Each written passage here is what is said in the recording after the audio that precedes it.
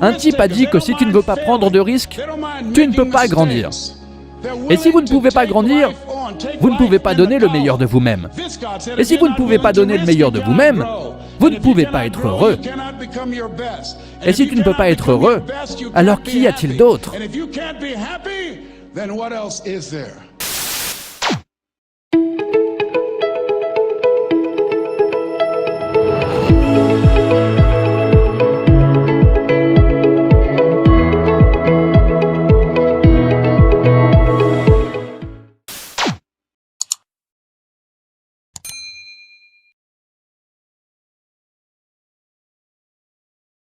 Je suis fatigué de moi-même. Lorsque vous dites que j'en ai marre d'être malade et fatigué, c'est ce qui facilite le changement. C'est à ce moment-là que vous êtes prêt à dire ces mots. Plus d'excuses. Plus d'excuses. Je n'ai jamais rencontré de personne qui ait réussi et qui n'ait pas fait preuve d'une grande autodiscipline dans sa vie. L'autodiscipline, la capacité à être performant, à tenir ses engagements et ses promesses et à respecter les délais sont essentielles à la réussite. Aucun d'entre nous ne peut se permettre d'avoir une vie qui est contrôlée par quelqu'un d'autre, ou une vie qui est essentiellement contrôlée par nos émotions.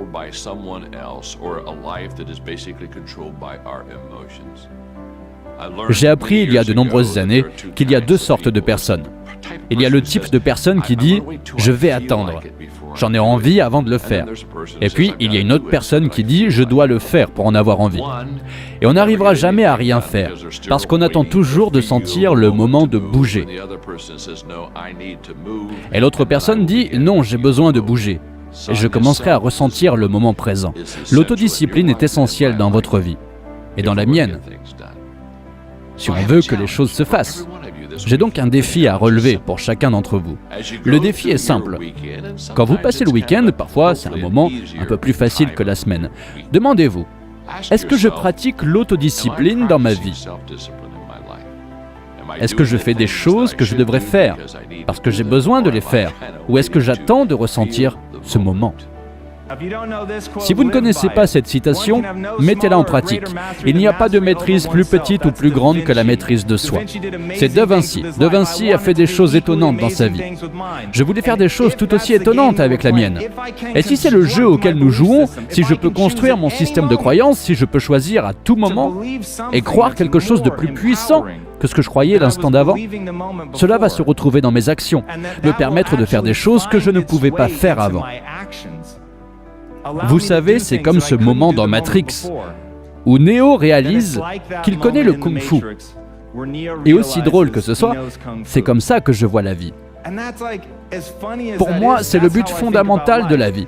Il s'agit de découvrir combien de compétences utiles je peux acquérir, puis de mettre cette utilité à l'épreuve, au service de quelque chose de plus grand que moi.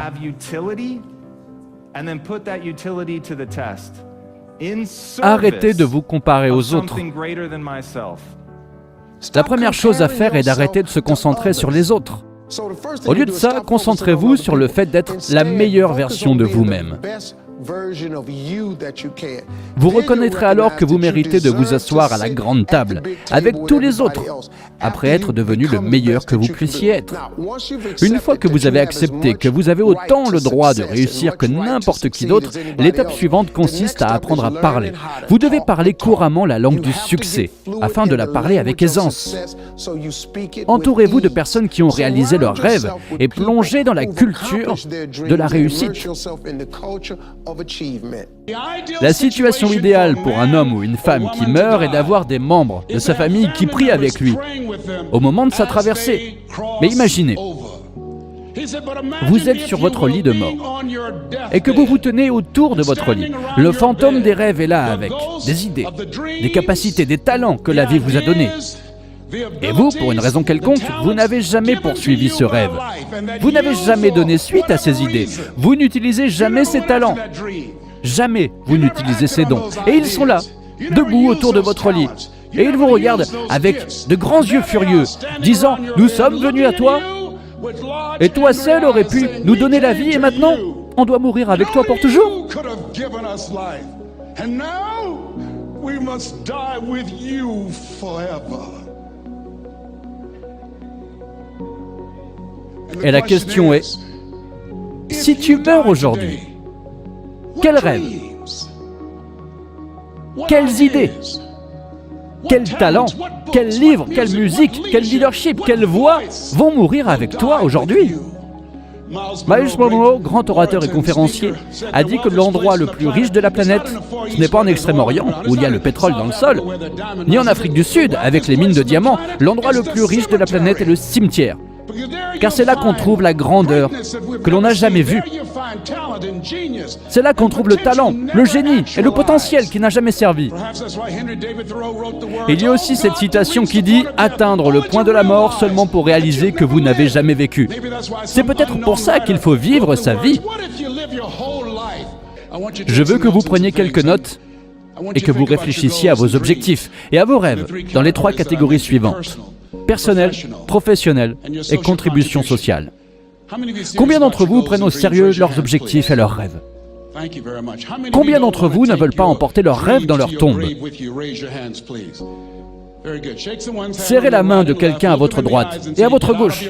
Regardez-le dans les yeux et dites-lui « Sors de ta tête et entre dans ta grandeur ». Faites-le maintenant.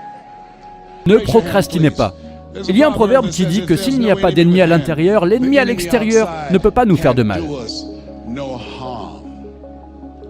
Et donc, en regardant vos objectifs et vos rêves chaque jour, nous devons nous convaincre que nous pouvons réaliser cela. Il est possible que chaque séminaire, chaque atelier, chaque livre que j'ai lu, chaque orateur que j'ai entendu ait interrompu ce que je croyais à mon sujet. Tout ce que vous faites compte dans votre vie quotidienne. Je sais maintenant que lorsque je regarde ma vie à 63 ans, tout compte, n'est-ce pas? Tout compte. La façon dont vous faites quelque chose, c'est la façon dont vous faites tout.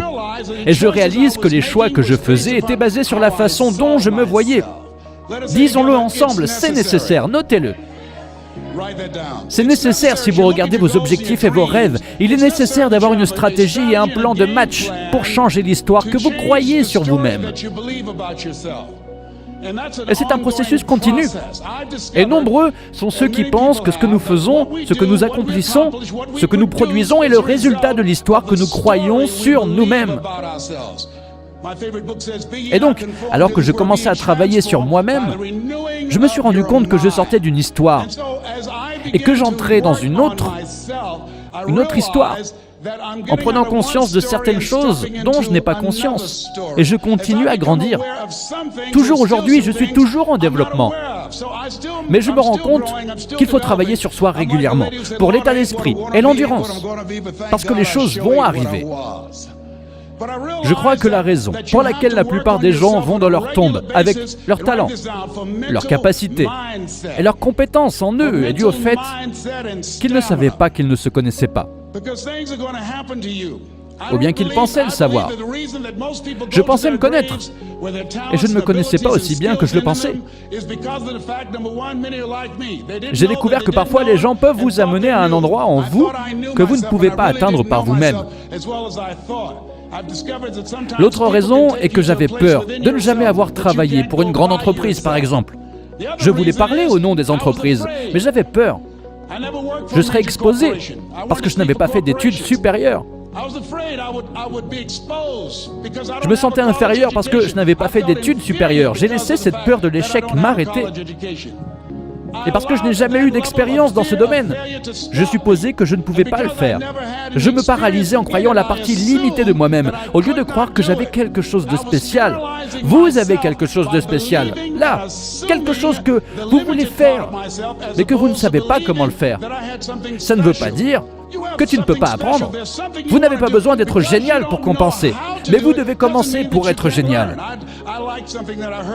Ainsi, les personnes qui réaliseront leurs rêves prennent des risques.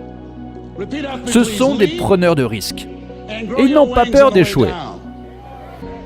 Ils n'ont pas peur de faire des erreurs. Ils sont prêts à prendre leur vie en main.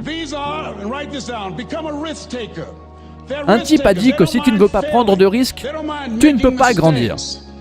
Et si vous ne pouvez pas grandir, vous ne pouvez pas donner le meilleur de vous-même. Et si vous ne pouvez pas donner le meilleur de vous-même, vous ne pouvez pas être heureux. Et si tu ne peux pas être heureux, alors qu'y a-t-il d'autre ? then what else is there?